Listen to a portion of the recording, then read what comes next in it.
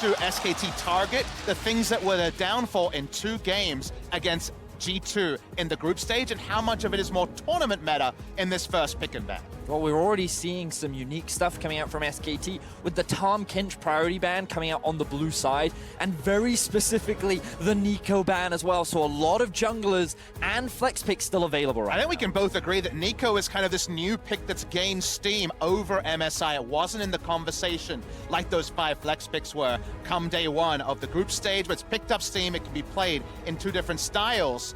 SKT gonna ban Jace away, so the Jace first pick that of course provoked the now infamous top lane Pyke is going to be banned on blue side by SKT. Now I wonder if G2 choose to ban the Sylas here, or whether they and look to leave both junglers open. That would mean that SKT could get priority on Klid's Jarvan, who I believe is the best Jarvan player in the world, with an answer then for themselves at the Rec side. If both junglers are up, Galio looms as kind of a possible first pick. It's away from the flex picks, but it is something that can be so powerful, and it is a Sylas ban, so this means that Jarvan is just preferred by Klid, going for what has so far been a warrior build every time. He's played it 2 games, both wins, with a KDA of 12, 2, and 23. Now, Galio is open, and that is also an undefeated pick for Mata, but holy moly, Sona Taric, do they do it? Well, they could. G2 played it in the finals up against Origin. Oh, they're instantly gonna lock it in. SKT, they've let it through the draft. Papa Smithy, does Teddy play Draven? You know, he has been known to flex onto it, and this was something we were talking about backstage. One of my biggest concerns was that SKT were going to leave open Sona Taric and just try the Draven Nautilus into it. It's available as a duo if they want it. Do it, do it, do it! No! It's a pivot away. Of course, we wanted to see the Draven because it was Draven that helped IG picked up a 16-minute win against SKT Sona Taric. And the Ezreal doesn't apply that much pressure outside of level 1 when it comes to aggressive trades. The Nautilus is probably going to be picked up. It makes this duo lane accountable, but it's not as aggressive as we usually see. And actually, they're flexing very differently, looking for a support that actually picks up the lane presence compared to something like the Ezreal. This is very fascinating coming out from SKT. I guess the goal is to use the long-range harass and farm and pressure tools that Akama and Ezreal does provide to avoid the Sona from getting those stacks and being aggressive in the laning phase. Or if you want to focus on the Taric, who's a melee champion last hitting at the start, poke him out every time he walks up. So poke, but not necessarily the all-in kill threat of a Draven Nautilus. Now, excuse my goldness here, but what are the chances that's a top combo? Let's see how the rest of the draft plays out. I just want to throw it out there, as it looks like G2 Esports have locked in Irelia as we enter phase 2. So now the issue that G2 is going to face is that SKT can ban away the Rek'Sai and a potential second jungler, which means that G2 are going to be limited in that jungle pool, whereas for G2, because they get priority, they can look to ban away some of the obnoxious top laners that Card could want to grab up for himself as a blind pick. But if we're going to use the word methodical to describe SKT's composition and just the way SKT has played largely this tournament, you know, very much getting themselves into a position where they know their power level.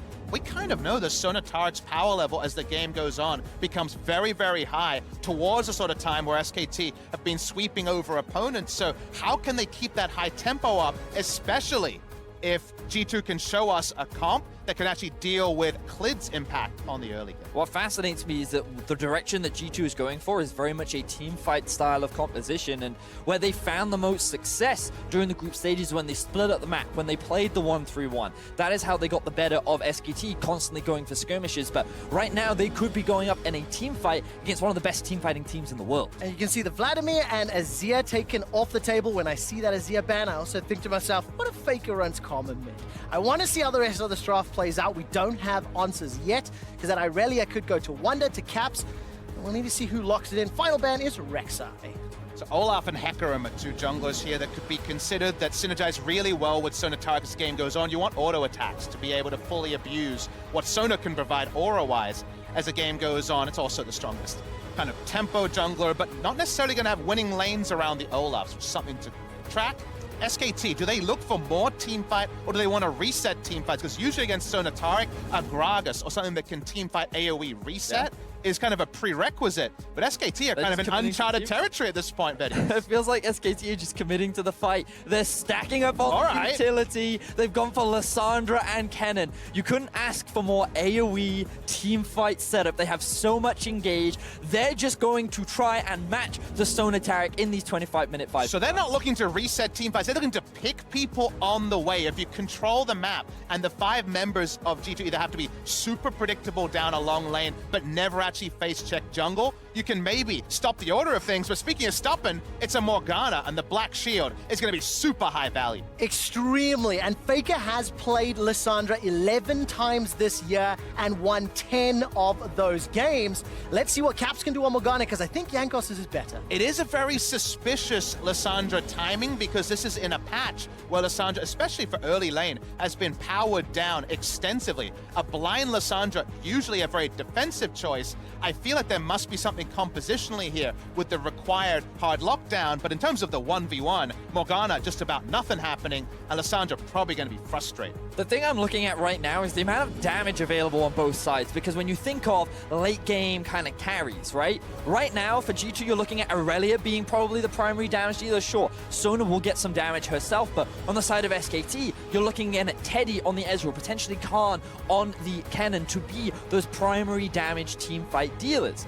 And it's just fascinating that we have such like low damage comps compared to what we've had so much of in the tournament. There's so much utility in this game that landing those skill shots, when to pick and choose how to use that utility, will be the determining factor in who comes out in these teams. And you say low damage comps, I'm seeing a late game where SKT are going to be just answered completely by the Taric ultimate, so getting things done before Sona and Taric can get all their eggs into the basket. The first 20 minutes need to be decisively SKT's, otherwise there's a lot to like about G2.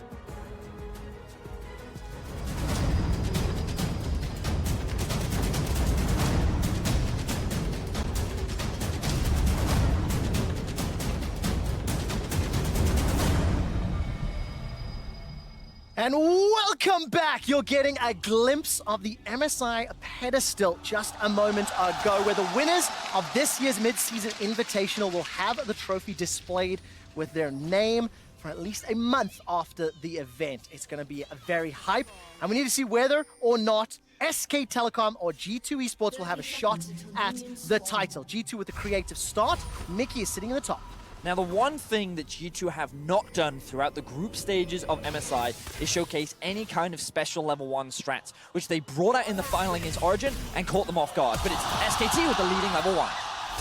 And oh, that's a flash forward. I did not anticipate that from Teddy, and already on the board, SK Telecom. And this is so important, because remember, the only Sona Taric game we had in group stages was the big level 1 where SKT's bot lane lost summoners and then found it hard to lane. Now, it's not quite Draven levels of lane pressure from the Ezreal, but a first blood, a welcome start, and that's going to be a Sapphire Crystal to open the lane for the Ezreal. Getting that much closer to the early tier for the Ezreal, and a really great way to kick this series off for the side of SKT. Big blunder there from Perks, being isolated by the blue buff, very quickly gets punished. All right, so let's see what Sona and Taric can do. All of a in trouble. sudden, though, now Marta's actually replied, so that's a flashless bottom lane for SK Telecom. Marta's going to turn this one around. He's sitting on the Ignite. Keep that in mind if any fights break out. But suddenly, if you're Jankos, you're thinking of how can I path around to keep bot side protected? Because right now, both of your laners, who one of the movements is going to be walking up and harassing in the Sona, the other one a melee champion last hitting in the early game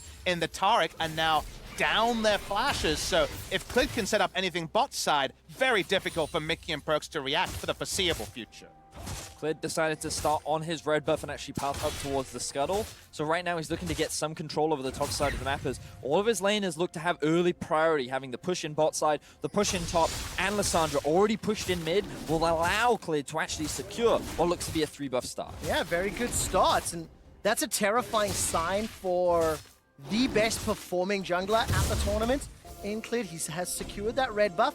You can see a response from Caps. who's playing his first ever professional Morgana game, by the way, and it's just the chickens for Jankos. But Jankos awkwardly started Sweeper to spot if there was topside vision, and it was just a hair's breadth outside of the Sweeper radius, so that means he doesn't know that he's been completely spotted on the top side. SKT very active in the level 1 warding, and that means that G2 are boxing with shadows a little bit when it comes to these map movements. Yeah, SKT, they have full control over this early game. They have 3 pushing waves. They've already invested good early vision into the river, and this is something we see SKT do a lot in the early game. They want to see when the enemy jungler is looking to contest, and speaking of junglers... Oh, Mata and Jankos, they're going to be trading here. Here comes Clid, though. Flag and drag is available, won't get the knockup. Jankos defensive flash. Teddy connects with a Mystic Shot, and now Caps has made his way. Looking at Faker, he's coming in behind Caps, and he's going to find him. Gets the root down, the flash is interrupted by the Black Shield, and Caps doesn't flash defensively. SKT are up 1,400 gold. We were talking about how they had to play on the front foot because the scaling of G2 is a bit of an inevitability, and SKT keep walking up, and it started with Mata going for a second face check. This time, though, able to get another kill, and all Caps can say is he holds onto his flash, but not his life. SKT once again pushing this early game advantage even further and further ahead of G2, and it just feels like very simple mistakes coming out from the side of G2, and a lot of props to Clid once again reading the enemy jungler and being there to support this SKT in the early game. And interestingly, if you kind of step back and see how this game is washing over you, my kind of feeling from it is that G2 are kind of surprised to see Sonatarek up and a default into something that's worked for them in the past, but SKT, from their active level 1 towards their pathing, seem to have much more of a strategy to play against it than honestly they did playing with it. Well, take a look at this. Teleport coming to the bottom lane. Perks has channeled it already. Caps has made his way down. Remember, it's flashless Mata and Teddy, but it's Jankos that's in trouble. He can't kill Mata. Now G2 are retreating. They invested teleports from mid and from top, and it backfires. Indecision comes out from G2. We saw the Tarek stun sitting on top of Jankos, but he hesitated. He backed off for a second. They missed the stun and then decide to commit anyway. SKT were waiting for that overextension because the moment it happens, Faker's TP comes through, Clid arrives in the nick of time, and immediately SKT find themselves with their 3rd early kill of the game. And that clarity of those calls, I think, is on full display. Vedius good catch there, because right now it's just another TP that comes in instantly that punishes Jankos when he finally does decide to go aggressive. In the meantime, Khan and Wonder have been very isolated, but if you remember, there was wards and Clid path around topside Scuttle, so the Cannon's happy to walk up and freely get Klepto procs. He's not respecting enemy ganks. Yeah, definitely not. And as it stands, G2 Esports are down 2,000 gold. Now, I do want to remind everybody that G2 Esports did fall behind when they ran the Pyke into Khan's Jace. And it was mid-game skirmishing, as well as Pyke's passive, that really helped them get back in the game. G2 cannot afford to fall further and further behind because they need that time to scale. I mean, the difference between that game and this game is G2 don't have a composition that's built for those mid-game skirmishes. They're going very much on the scaling teamfight angle, and with the fact that SKT have this kind of a lead, it means that they're better set up to force those fights at a point where they are stronger before G2 can really contest. And of any team at this tournament, you definitely look to G2 to say, in the mid-game, what tools do they have to rewrite any level of poor early game and be super decisive at map rotation and picks to turn the game around? And I take that point with the Sonatarek, with the more predictable comp, and definitely a little bit more straightforward for SKT to interact with. Maybe that's the reason the Sonatarek was left open. All right, take a look at the mini-map. Faker's already roamed up. Thank you, observers. This is a 3v2 in the top lane. Caps will be late to the play. Here comes Khan. Vanguard's edges down, and the slicing Maelstrom deletes Wonder from the map. Now Jankos is being run down. Clid gets an auto off before he runs away. Khan decides to engage. The little Electro Hamster's running forward, but he can't quite chase Jankos down. Caps will not be able to thread the Dark Binding through the minions, and it's another kill to SKT. Big role reversal to that first game between G2 and SKT. First roam going to Faker. What defined, to me, the mid lane matchup was the Faker was staying mid, farming out, and Caps was on LeBlanc. He was on Rise. He was making those first rotations. Big change this time for SKT. And this time around, it was Faker who has priority in the matchup. He is the one that is able to wave clear first and move with his jungler. They set up the wave beautifully, and SKT execute what was a very clean dive. They get the flash out of Wonder to boot. You can also see on the minimap that Morgana is just too late to join the party. Wonder actually flashes out of turret range, and even though Faker is taking all these shots, he knows that he can buy time for the rest of his team to find those kills, and they can juggle this aggro beautifully. These first rotations are definitely a product of those early wards topside and then a control ward that has only now been cleared out around the red buff for G2. So nice capitalization from SKT, but just again to confirm expectations, we really see a lot of late game scenarios that G2 win from the power of Sonataric, both vision setup and team fight. Therefore, SKT need to continue this. It's never enough until you explode Sona and Tarek's next. And it's so important to see SK Telecom continue to adapt. Seeing Faker roaming first, which is something he didn't do against Caps. Seeing 4 kills on the board for SKT already, they're ramping up the tempo. And I've got some numbers just to show you. LCK teams, on average, their kills at 15 minutes. If you go back to MSI last year, average 2.2 kills at 15. They escalated a little to an average of 3.1, and this is the year their career to its level underperformed. And now at MSI, 4.6 is the aggregate for And it's actually a counterpoint also to the regular season, where SKT was still playing the largely LCK killer style and going for much slower games. 4+ kills per minute, or 4+ kills at 15 for a Korean team is a monstrously high number, but also a product of the meta you require to be competitive at MSI 2019. All right, let's see whether or not G2 can get on the board. Dark Binding into Soul Shackles will cause a self-cast for Faker. So trade of ultimates, nothing further. Yakos did arrive, but simply too late to the party. And SK Telecom, they will secure that dragon. Now there's a fight in the bottom lane. That's a very good route from Mata.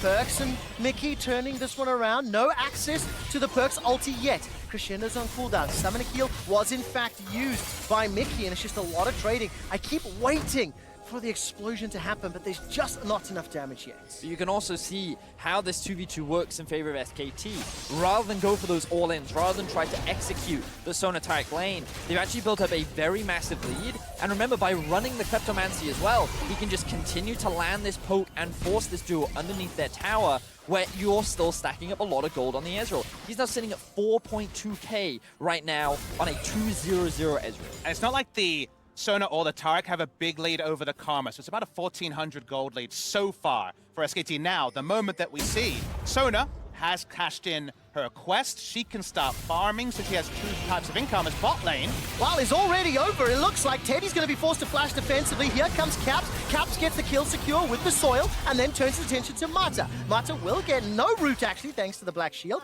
And G2 Esports finally find a kill with the roam down bottom. Able to get into the minion wave, but really good roam timing coming from behind. Seems like Teddy was a bit disconnected from the needs of the team. Top side. All right, trade of ultimates for now. Klid's already there. Jankos is too late to the party. And Wonder, who is already down 10 CS, concedes a second death. Beautiful stuff from SKT, answering the kill that happens on the bot side of the map, showcasing that they're not looking to slow down this early game as the TP comes through from Caps. Will they try to force it? He's got the Super Soaker. Khan's able to at least just sidestep that Dark Binding. Faker was nearby, so as it stands, Vedius, 3,000 gold lead. SKT seem to have all the answers. And coming into today's series, the key players that we wanted to look at were the 2 junglers, their early impact, and would Faker be able to control or match the roaming from Caps? What we're seeing is, once again, Klid have another fantastic early game, and it is in fact Faker that is roaming around and making a lot of these side lane plays and working very effectively with his jungler to get a lot of early game leads for SKT. Definitely gives us some insight into the Sandra blind pick. It's not so much the Sandra's power level, but just how proactive you can still be with the small incremental nerfs onto Q in the early game. From a G2 perspective, to bridge into kind of that inevitable Sonataric late game, what I'm looking at is when Wander can really turn on in the 1v1 matchup against the AP Cannon. Now, Hextech Gunblade does give a lot more lane sustainability, so it kind of sets that timer later, but the moment it's Wit's End plus more coming in from Wander, there should be 1v1 opportunities available for the Aurelia to make this more of a 4-1 game on the side of G2. It's going to take a little bit of time. You can see the itemization. Gunblade already finished for Khan. Proto Belt for Faker. Sheen as well as Manning stacking for Teddy. And mostly thrift shopping outside of that GLP 800. G2 Esports are still ramping up. They're still farming up the gold to get those items. And just one more quick reference as far as this game has played out versus expectations. SK Telecom have the lowest deaths of any team playing the MSI group stage at 71. G2 Esports at 172 are the second highest. We're seeing it come true once again. 100 less deaths in group stage. They both played 10 games. That's 10 games less, 10 deaths less a game for SKT. Yeah.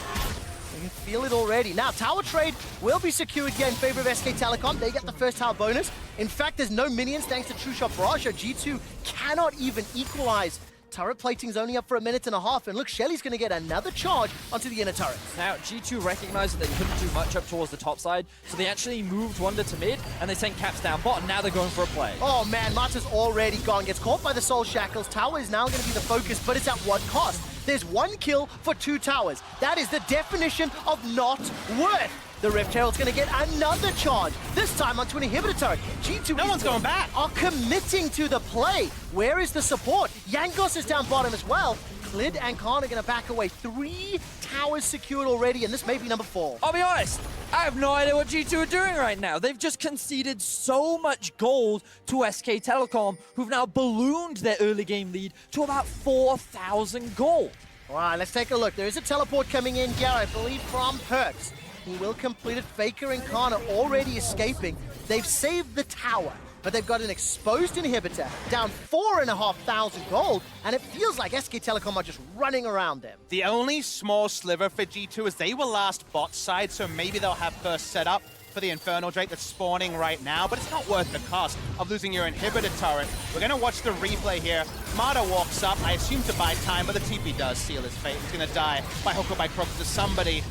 It should be mentioned that actually taking advantage of a downed inhibitor turret in the top side this early is quite tricky, but SKT, in spite of what I say, just roll up to the Infernal, and what can G2 do to stop them? The answer seems to be very little. And I think you're 100% right, Papa Smitty. It's difficult to get that inhibitor at this stage of the game. What's more concerning for me, G2's decision-making process. We've seen some problematic pathing that You were has caused reaching for death. a word there. I was trying to find the right word. Which was punished by SKT handily, and SKT have just accelerated. They've got the 2 dragons, they've got the 5k gold lead, 4 towers to 0. Bot lane tower didn't even drop. But we should at least kind of pay lip service to what having a downed inhibitor you can't return to, downed inhibitor turret very early in the game means. It means someone is farming very safely, and SKT continues to need group, like we see from Khan here. So if there's a chance they can find something, we could see it turn into something, but that requires SKT to slow down. I mean, I love that you mentioned it, because if we get the opportunity to pan up to Wonder, you'll notice that he's not actually hard pushing that wave. He's just last hitting it every now and then. He's trying to keep the wave here to deny farm from Khan and actually pick up farm for himself. He's actually going to sacrifice the inhibitor so that they can just keep farm funneled into the top side of the map. I mean, if the call is safe farm minions forever to buy time, that's exactly what they've done. Wow, well, it kind of has to be if he's watching his inhibitor go down. So it's very interesting that they're trying to take stock and get something out of what looked like a dire situation. Coming into this game, we had said that SK Telecom were one of these teams that they look at a playbook, they can play the playbook flawlessly. When they get ahead, they can follow all the steps to win. G2 likes to look at that playbook, go, I don't like page number 3, rip it out, and scribble in their own options. That's an example of what we're seeing. And let's talk about when that's effective. When there's no Baron to go and take while someone is freezing. That inhibitor will respawn around the time that Baron is respawning, or actually spawning for the first time. So there is actually going to be some weird interactions. You never have this long a lane. Freezing in the 2019 meta is something that LS and other people have talked about, but hasn't really been explored. Let's see if G2 can find a win there. I mean, so on the one hand, you can be like, sure, I understand the theory, but on the other hand, you kind of have to look at what's currently on your screen. And that is a 5,000 gold deficit that G2 find themselves in. They actually have no pressure anywhere on the map. They have no vision. Like, sure, they've got vision on the bot side of their jungle right now because SKT have backed off, but SKT have full control over the map. And so, like, now I'm like, on paper, surely SKT should just win. But I love listening to the tone of your voice, because the tone of your voice says, this is really interesting. I would have loved to learn about this in a game against Rogue. Perhaps not in the first game of the semi-final. maybe G2 Esports are thinking the same thing. Faker does not follow the claw forward. But again, it speaks to the creativity of this team. Now, obviously, SK Telecom are in the lead. SK Telecom have a gigantic advantage, and they are still anticipated to close this out. But these question marks that G2 have thrown are very interesting to explore. Look at the pressure, even without Baron, on these inner turrets, both middle and bots. But remember, your goal now as SKT is, okay, they're just sacking things, let's get more. At some point, you have to dive, and then we're talking about diving Cosmic Radiance. that doesn't have item scaling. You're talking about diving, Crescendo, a Morgana. There is actually quite a lot of ways to stabilize, but, and I'm kind of in the Vedius camp here, that's very fanciful, because if it doesn't work, then you're going to have 2 inhibitors down, and then we're dealing with too many fires. At the end of the day, G2 Esports have bet all their chips on their Nexus turret. They have gone It's all 17 in. minutes in, Trevor! Exactly. They have gone all in on saying, you can have the Rift, we'll have supers in the top lane for a few minutes, and we just need to see. I mean, at the end of the day, again, this is up to SK Telecom to break open those other lanes, and so far they're doing it flawless. I mean, if I'm SKT, I'm not worried right now. Sure, Wonder is getting You're farmed on the top suspicious, side. at least. Yeah, I'm suspicious. I'm like, what are G2 doing? But at the same time, I'm thinking to myself, all right, well, you know what? Baron spawns in about 2 minutes. Our Baron taking isn't the fastest, but at the very least, we can force them to come to us, and if they leave their base, then we're in a much better position. Look at us. We've got Trinity Force. We've got the Manamune complete. We got 2 items on our Lissandra. We're really strong. All we got to do is find one fight right now, and we pretty much win the game. And when you look at the timers, 1.5 for Baron, 45 to the next Drake, which is an Infernal. And obviously, for the first time in a little while, G2 Esports are pushing that vision line. Look at the the line of control wards from red buff down to blue buff. Observers obviously highlighting it as Jankos starts to back away. For the time being, SK Telecom are now setting up their Baron vision. And again, I think some of these AoE spells, you know, if G2 can pull them off, great, but it is a very, very, very big deficit, so it cannot have any room for error. So because of kind of the intentional lull in the game G2 caused by allowing their inhibitor to go down, we can only really rate them on how they deal with contesting Baron, and it's very tricky. The same pick power that allowed SKT to roam early to top and bot is going to catch people on the way, so how they set up here with some tanky members and some temporary invulnerability is going to be fascinating to see. They're probably not so excited to see that's a second Infernal spawn for SKT. Yeah, that just means that SKT are even stronger than they already are. You know, they've hit a very powerful mid-game spike. Having the additional damage of the double Infernal is something that no team wants to deal with. And on top of that, I just want to draw attention to the experience as well. Notice that Khan is still the same level as Wonder. The bot lane is still the same level as... Ooh, we see a pick. Oh, we do indeed, but on who? Cosmic Raiders comes down there, buys so much time. Look at the power of Sona and Taric, but crucially, those ultimates are not available. If SK Telecom keep pressuring, then there's trouble for G2. True Shot Barrage forces a defensive retreat. The tower falls in the interim, and Caps is finally leaving top lane. He finished his recall, now the inhibitor turret's under pressure. Teddy is so strong, has Ardent Sensor on top of 2 items. They're not looking for the Baron at all, and Wonder's coming from the flank. All right, the Dazzle will not find a target. G2 are so low. Jankos has got to be very, very careful. Wonder fencing his chances. Already gets one. That's a second kill for G2. Vanguard's it buys some time, but look at Teddy. He's flashed away to the right. Faker is down, taken out by Caps, but at what cost? Here comes Clid. Dragon Strike as well as the Karma Q picks up a kill. Now Teddy's running onto Perks. He's got double buffs available. But look at the power chords from Perks. He's in so much trouble. Instantly taken down by Teddy. It ends up being a 2 for 4 in favor of SKT. It's not done yet. The ace is available. Caps throws out the Super Soaker. Dark Binding as well as the Tormented Shadow. He gets taken out by Faker though.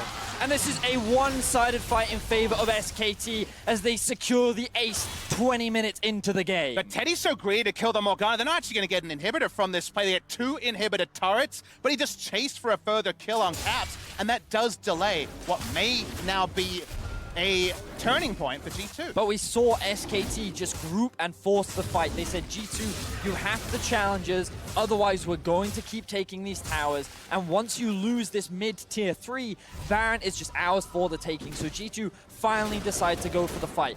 Wonder tries to go for the flank. And while initially it looked quite positive for G2, you then, as the fight progressed, saw the gold gap between the two teams. They just couldn't keep Teddy accountable on the side of the fight. They could only deal with what's in melee range with them in the front and the dazzle range, and unfortunately Teddy is doing nuclear levels of damage right now. But the map reset doesn't actually gain SKT anything other than having to siege onto a turret. They don't down any inhibitors, so actually G2 can push out and contest what may be the kind of clincher for this game in the Baron that SKT will no doubt be looking for. So Papa Smithy, after seeing G2 play out that fight, looking at the investment that SKT have had to make, execution is calling for Clid, QSS for Teddy.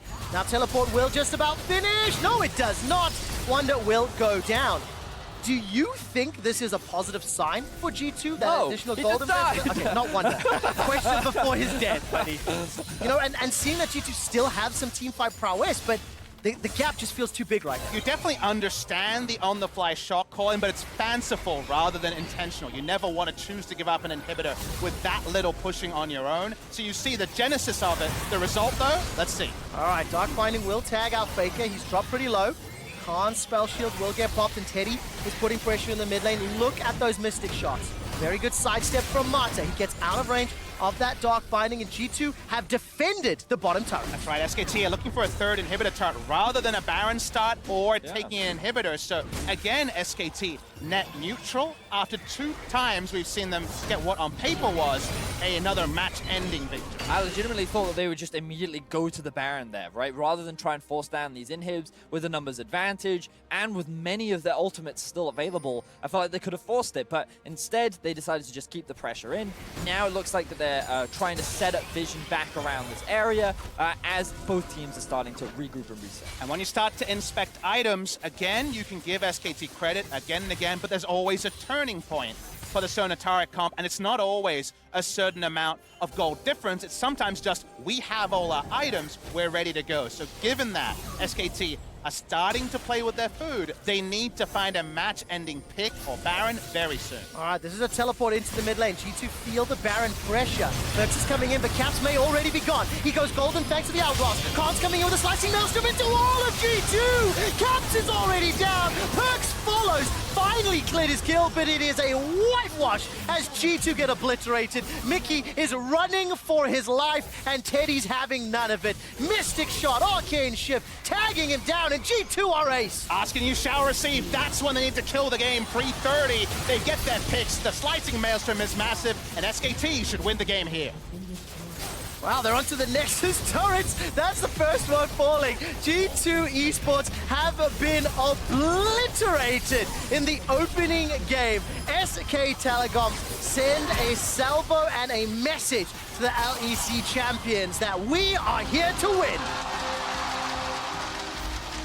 Honestly, a very clean game from the side of SKT. They lived up to many of the expectations that they set.